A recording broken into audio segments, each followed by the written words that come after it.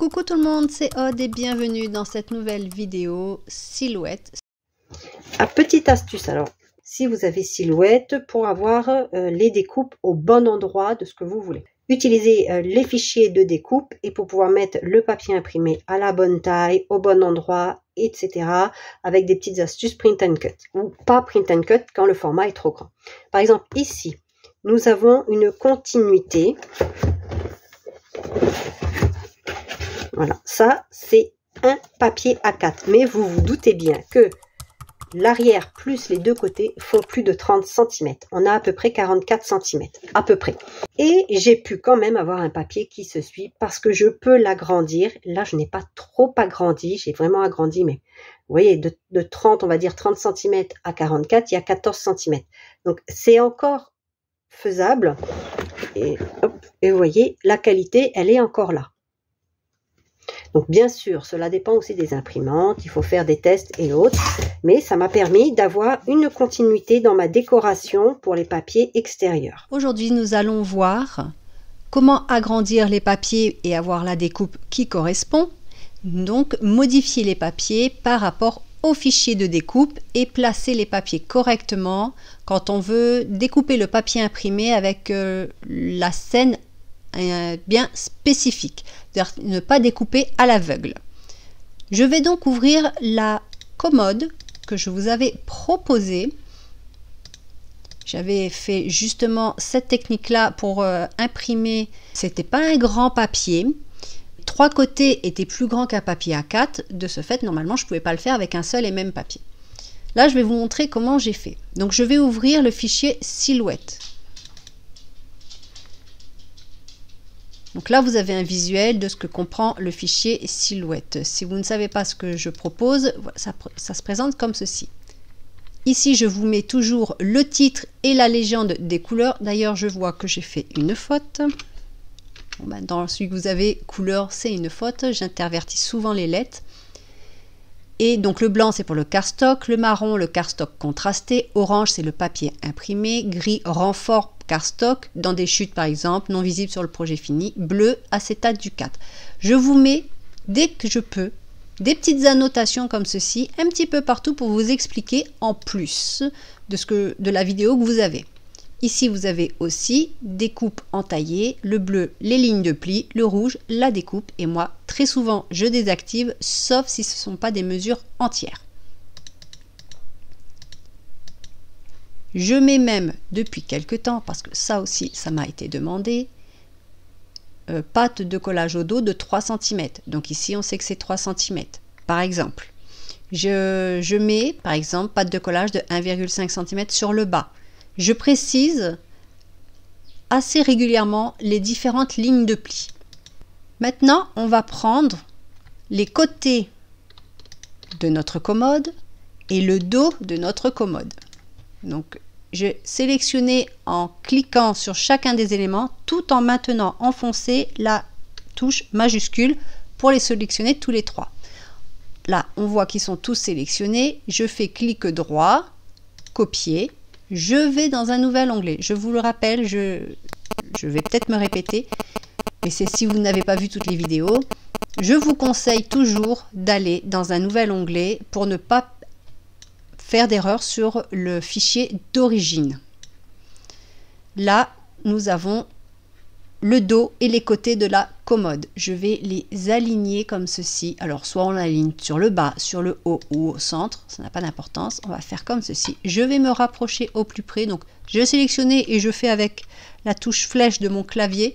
C'est plus simple pour pas faire d'erreur. Personnellement, j'aime bien. Et si je sélectionne les trois, on est à 43,7 cm. Donc, vous vous doutez bien qu'une feuille A4 ne rentre pas. On peut même le vérifier ici. Dans la mise en page, je vais me mettre en format paysage. Je vais me reculer un petit peu, donc ici avec la loupe. Et voici, ça dépasse. Moi, je vous ai proposé la dernière fois avec la collection Balade printanière, j'ai fait en fait un seul et même papier.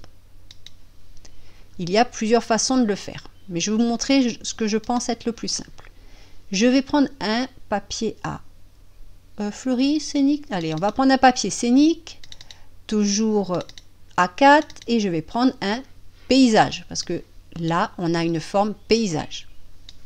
Ne pas prendre un format portrait parce que sinon on va vraiment trop l'agrandir. Il ne faut pas non plus trop agrandir les papiers ni les éléments comme je l'ai déjà répété. Je vais prendre, je sais pas,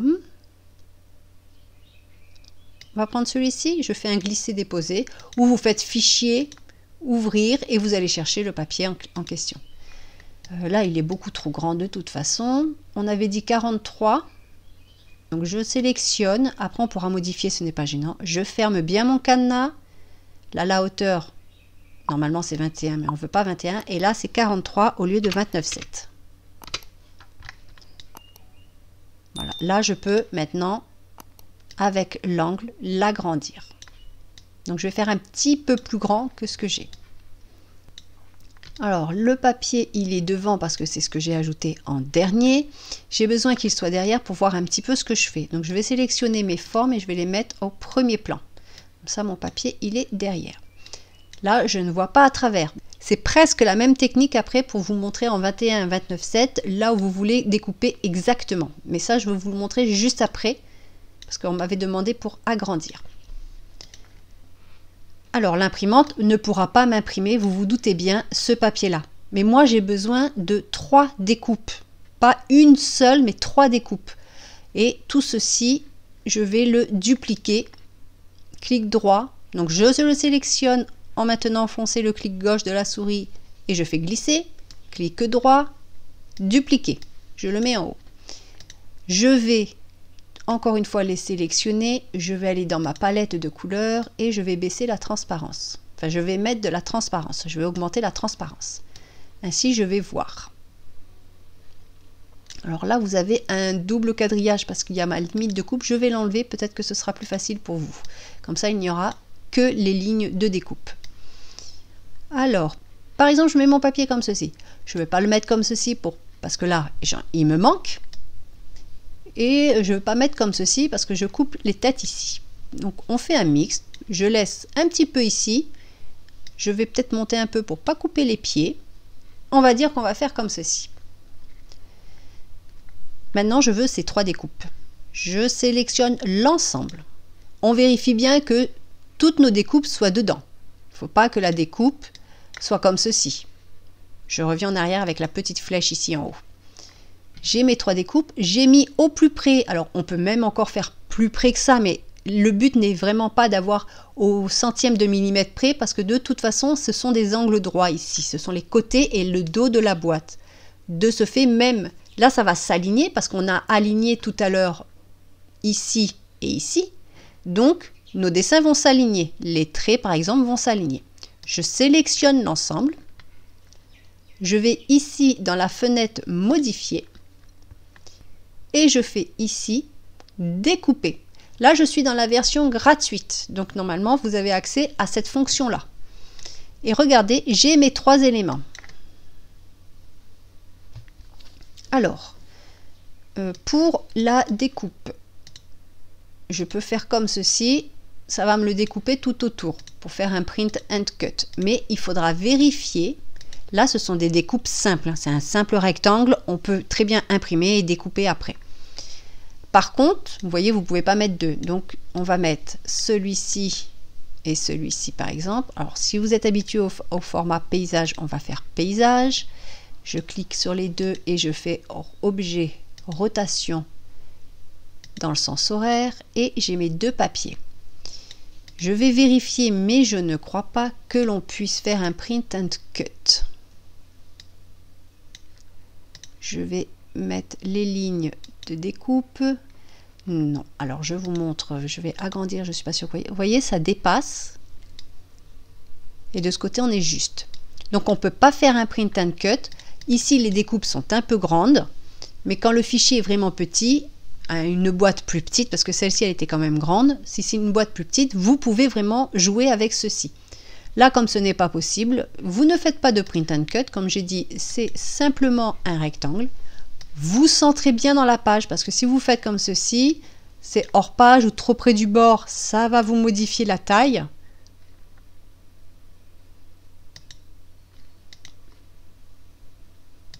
Voilà, comme ça, vous avez... Il faut... Alors, il me semble, de mémoire, les marges, en règle générale, vérifiez bien parce que je ne connais pas toutes les imprimantes, c'est 0,5.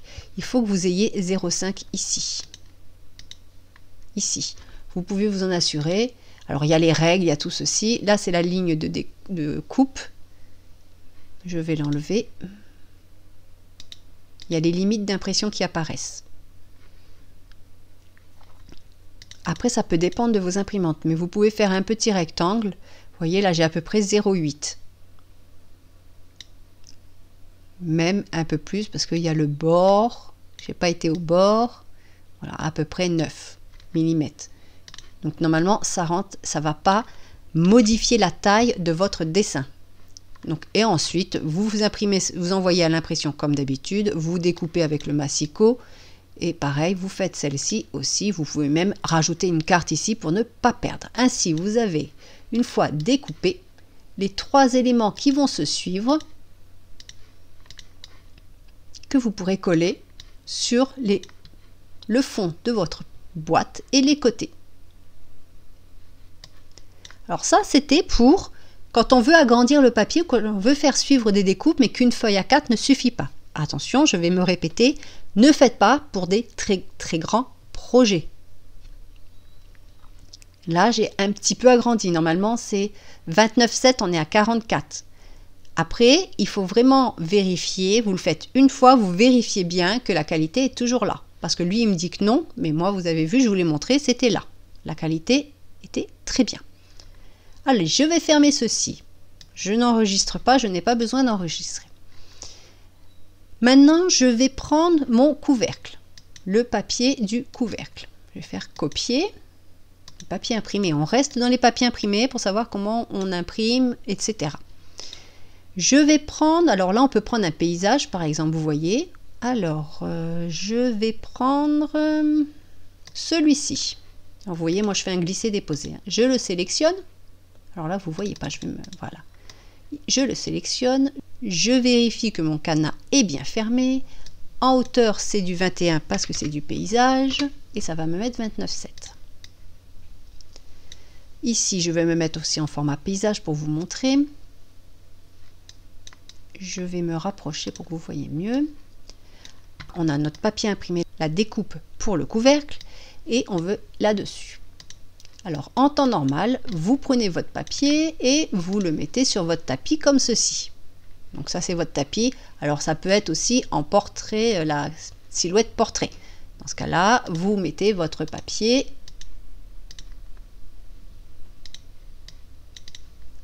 comme ceci. Donc faites bien attention aussi lorsque vous achetez les fichiers qu'ils soient bien avec la machine que vous avez besoin. Donc vous modifiez ici en fonction de ce que vous avez. Moi je travaille avec la Cameo, donc c'est vrai que j'ai par défaut mis Cameo. Allez, je vais me remettre comme ceci pour vous montrer.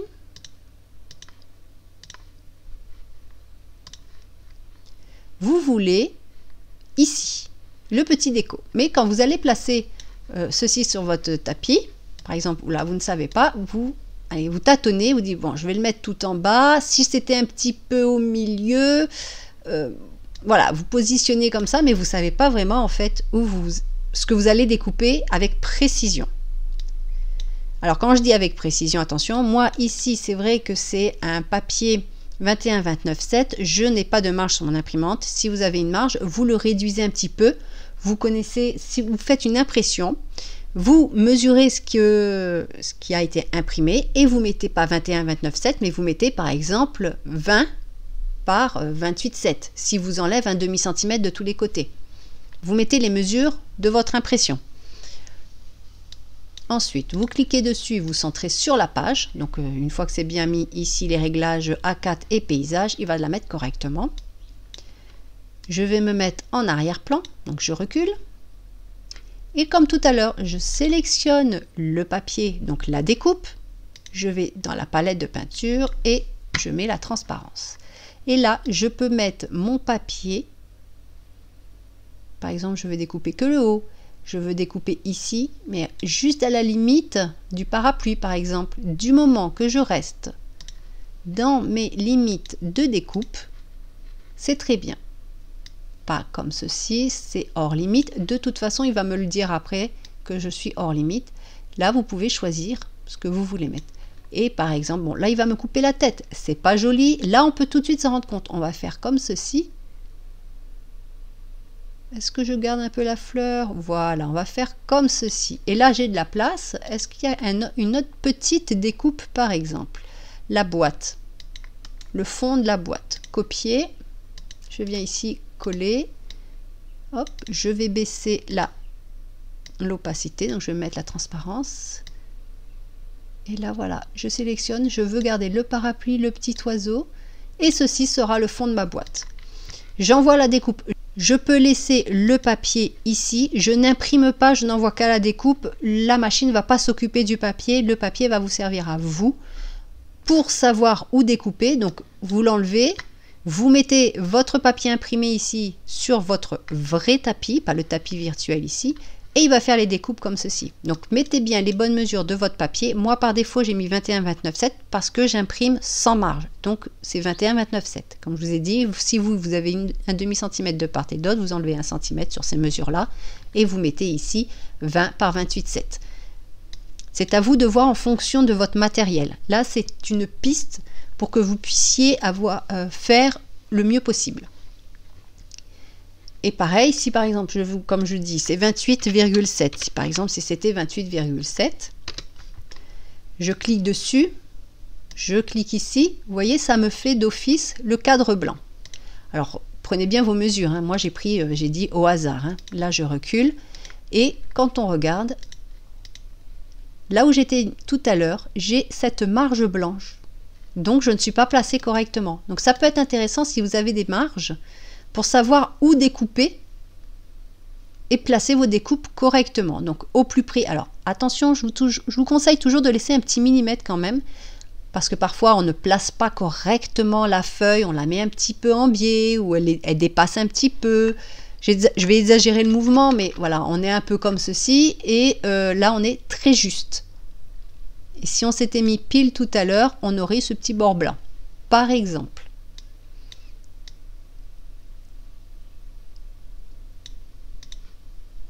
C'est ici pour centrer. Je ne sais pas si je l'ai dit, je le montre, mais voilà. N'hésitez pas, si je vais trop vite, parce que c'est vrai que pour moi c'est un automatisme, si je vais trop vite, vous pouvez très bien mettre la vidéo au ralenti.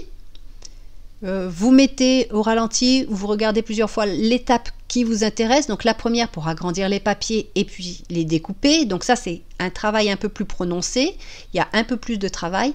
Et ici c'est pour savoir comment placer votre papier, enfin vos découpes, pour avoir l'image que vous souhaitez du papier. Et comme tout à l'heure, on aurait pu aussi, si on le voulait, diminuer le papier. J'enlève ici parce que je voulais par exemple tout ceci sur mon couvercle. Je vais refaire la manipulation, je duplique la découpe, je sélectionne les deux, je vais ici, je vais découper, après je fais la découpe en rouge du contour. Si on peut faire un print and cut, on va voir. Je vais reprendre un papier, alors n'importe lequel, c'est toujours la collection Balade printanière. Alors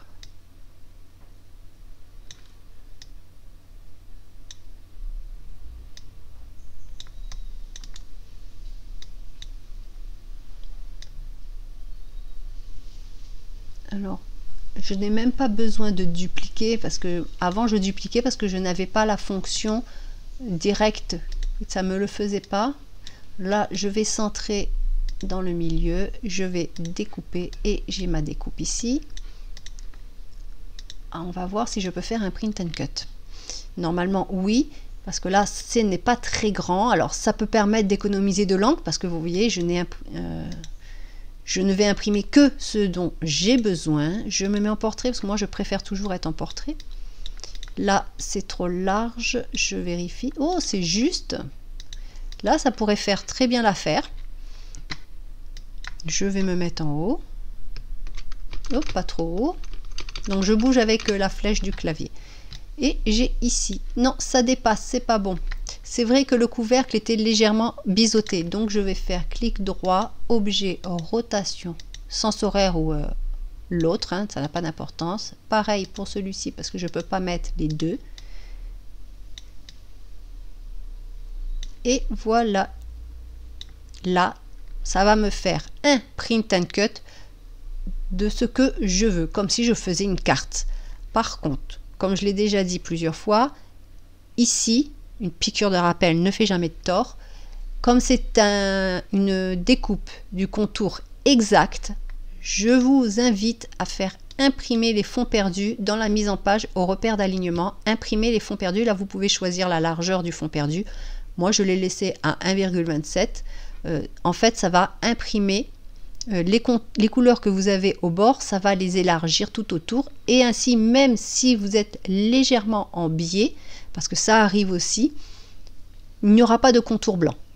Votre découpe sera parfaite et il n'y aura pas de contour blanc. En plus, si vous venez ancrer les bords après, ça se verra pas du tout parce qu'en fait la couleur du bord est élargie et en dehors de la découpe. Je crois que je vous l'avais même montré pour l'album Vintage Moment si la vidéo est déjà sortie. Aujourd'hui, c'était donc pour les papiers, pour savoir comment placer la découpe, pour avoir un dessin spécifique d'un papier ou pour pouvoir agrandir le papier. En fait, c'est comme si on avait un papier de 43 cm qu'on avait imprimé et qu'ensuite on avait découpé au massicot. Là, on l'a préparé pour pouvoir imprimer uniquement les morceaux dont on a besoin. J'espère que ces petites vidéos techniques rapides vous plaisent. On se retrouve donc très rapidement pour une prochaine vidéo technique ou tuto. Je vous dis à bientôt, scrapez bien, bye bye!